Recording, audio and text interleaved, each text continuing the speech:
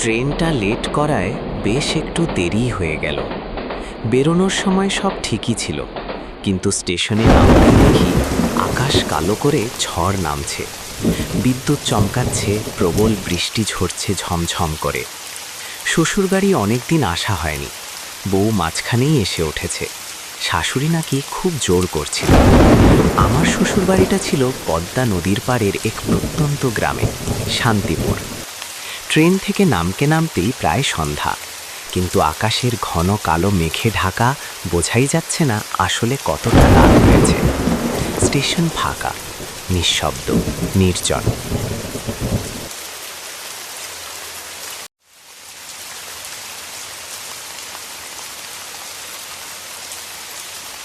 কোনো গাড়ি, গরুর গাড়ি কিছুই পেলাম না।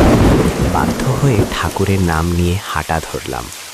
স্টেশন থেকে প্রায় 1 ঘন্টার রাস্তা। প্রথমে মনে সাহস ছিল, কিন্তু একটু এগোতেই বুঝলাম এ পথ সহজ নয়।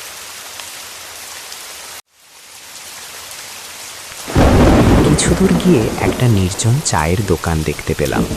টিনের চাল থেকে জল পড়ছে টুপটাপ। চাওয়ালা আমাকে দেখে বলল, দাদা, কোথায় যাবেন এই সময়? আমি বললাম, শান্তিপুর, আমার শ্বশুরবাড়ি। ট্রেন লেট, তার উপরেই বৃষ্টি, গাড়ি কিছুই পেলাম না। সে অবাক হয়ে বলল, শান্তিপুর?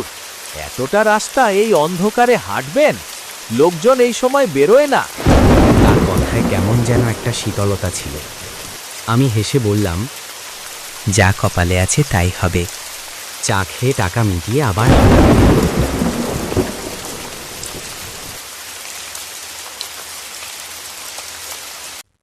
আরও কিছু দূর যেতেই দেখি এক গরিব লোক, হাতে ঝোলা, ভিজে কাঁদছে।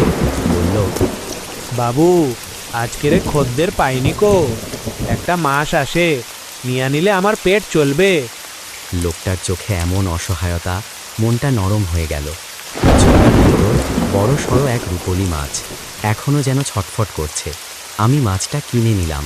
সে শুধু বলল, বাবু, সাবধানে যাইবেন। কেমন যেন কথাটা কানে কাটার মতো বিঁধে রইল। বৃষ্টি আরও জোরে নামল। বজ্রপাতের আলোয় রাস্তা কখনো সাদা, কখনো কালো হয়ে যাচ্ছে। আমি একা হাঁটছি। হঠাৎ বুঝলাম পেছনে কারো পায়ের শব্দ। ঘুরে দেখি এক রোগা পাটকা লোক, ভেজা ধুতি, গায়ে লেপটি আছে।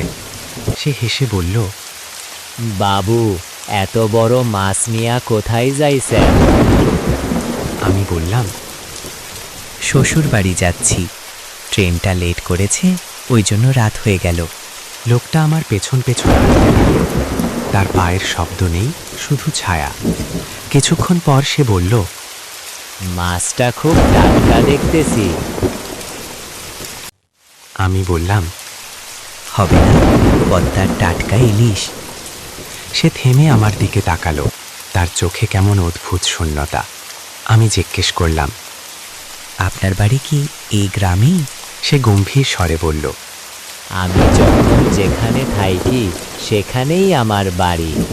কথাটা শুনে বুকের ভেতরটা ঠকঠক করতে লাগলো। ঠিক তখনই জঙ্গলের ভেতর থেকে বিকট হাসির শব্দ।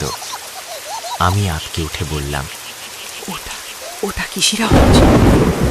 লোকটা জঙ্গলের দিকে তাকিয়ে বলল, তোরা থাম, আমি কথা বলতেছি তো। আমি স্তব্ধ। সে আবার বলল, আমার অনেক বন্ধু আসে। বজ্রপাতের আলোয় দেখলাম তার মুখ বদলাতে শুরু করেছে। চোখ দুটো গভীর গর্তের মতো, দাঁতগুলো অস্বাভাবিক লম্বা। আমার হাতের মাছটা হঠাৎ যেন নিজে থেকেই ছুটে গিয়ে তার হাতে চলে গেল। আমি পাথর হয়ে দাঁড়িয়ে। সে মাছটাকে কাঁচায় কামড়াতে লাগলো। কাঁচা মাছের কাঁটা চিবোনোর শব্দে রাতের নিস্তব্ধতা ভেঙে দিচ্ছে। রক্তমাখা জল বৃষ্টির সঙ্গে মিশে যাচ্ছে। সে খেতে খেতে বলল, একটাতে কি হয়, তুই দাঁড়া, মাছটা শেষ কইরে তোকে খাবো। আমার পা যেন অবশ। কিন্তু ঠিক তখনই মনে পড়ল, চাওয়ালার চোখে ভয় ছিল, মাছবালা সাবধান করেছিল। আমি কাঁপা গলায় নাম জপতে শুরু করলাম। হঠাৎ বজ্রপাত এমন জোরে হলো যে চারদিকে সেই আলোয় দেখলাম লোকটা একা নয়, তার চারপাশে আরও ছায়া, কঙ্কালসার হাত, লালচে চোখ। আমি প্রাণপণে দৌড়তে শুরু করলাম, পিছনে হাহাকার। কাদায় পড়ে যাচ্ছি, উঠছি, আবার দৌড়াচ্ছি। হঠাৎ দূরে একটা আলো, গ্রামের মন্দিরের প্রদীপ জ্বলছে। মন্দিরের সিঁড়িতে গিয়ে পড়তেই পিছনের সব শব্দ থেমে গেল। সাহস করে ফিরে তাকালাম, কিছুই নেই, শুধু ঝড় আর বৃষ্টি।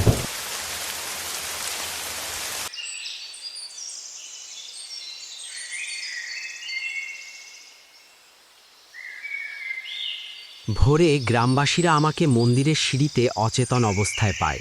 শ্বশুরবাড়ির লোকেরা এসে জিজ্ঞাসা করল কি হয়েছে। আমি কাঁপতে কাঁপতে সব বললাম। গ্রামের এক বৃদ্ধ বললেন, বাবা, বর্ষার রাতে পদ্মা পাড়ে এক মাছ খেকো অপদেবতা ঘরে। সে টাটকা মাছের গন্ধে আসে, অনেকেই আর ফেরেনি।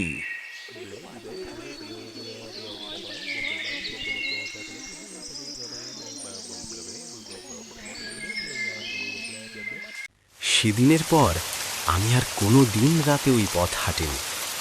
আজও ঝড়ের রাতে কাঁচা মাছের গন্ধ পেলে আমার গা ছমছম করে ওঠে। মনে হয় অন্ধকারের ভেতর থেকে কেউ ফিস ফিস করে বলছে, একটাতে কি হয়।